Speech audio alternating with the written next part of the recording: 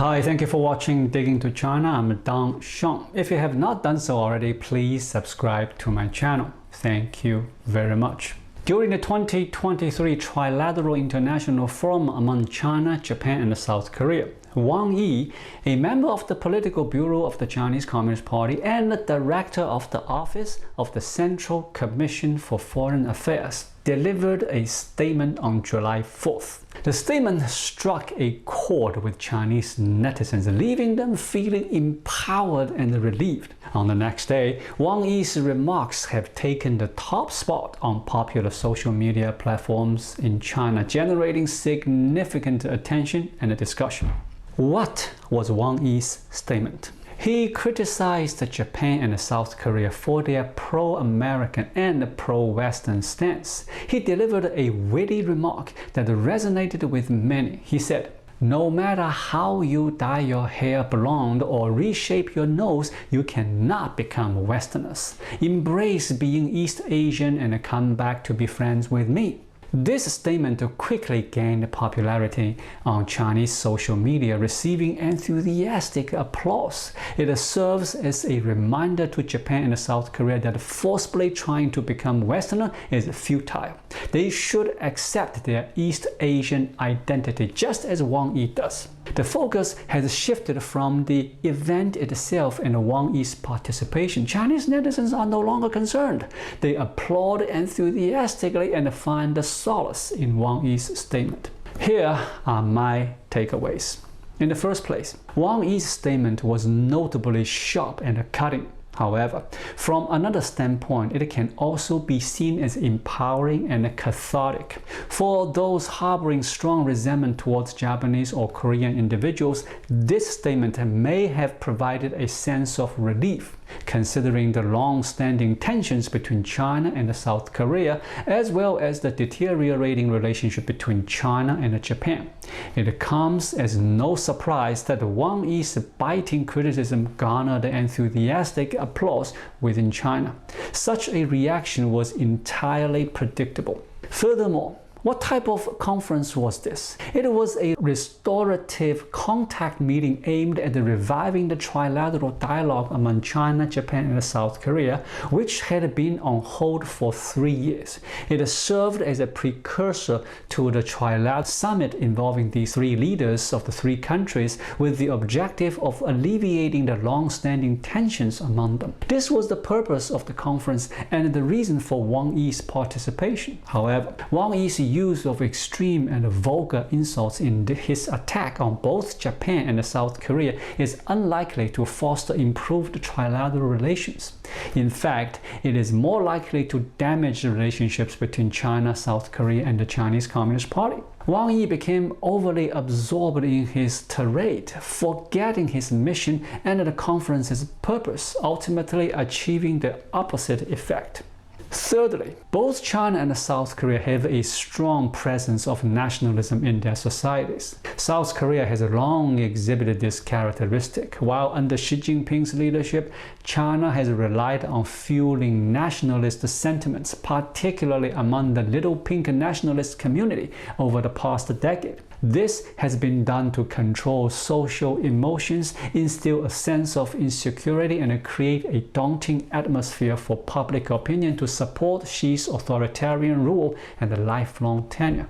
However, it is important to note that nationalism in both China and South Korea is deeply ingrained and does not require external mobilization. Therefore, when Wang Yi verbally attacked Japan and South Korea by stating that their physical appearance cannot make them Westerners, he specifically directed his criticism towards these two countries.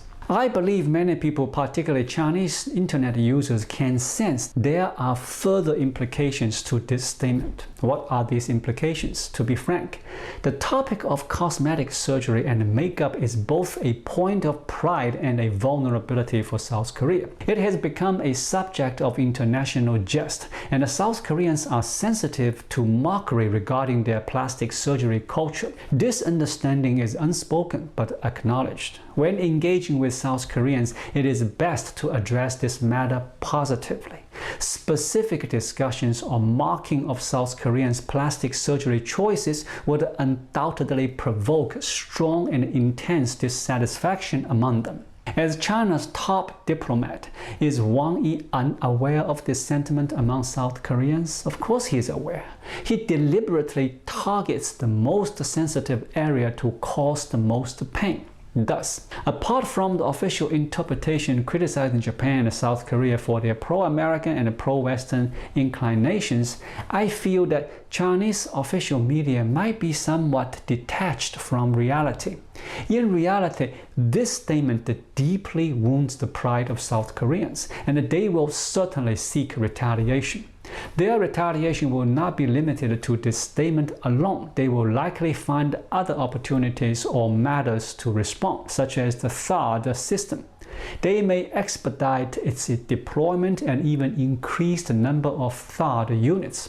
These are some of the consequences that Wang Yi's remarks could bring about, and they are clearly detrimental to China.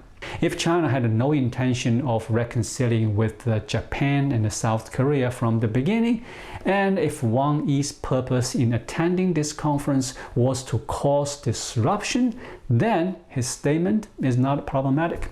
Fourthly, during the trilateral meeting aimed at improving relations between China, Japan, and South Korea, Wang Yi strongly criticized Japan and South Korea using vulgar and sarcastic language commonly used in China. This statement had varying effects internationally and domestically. It represents a classic example of China's wolf warrior diplomacy, characterized by two key aspects. Firstly, when wolf warriors engage or speak out, they tend to damage diplomatic relations instead of seeking improvement.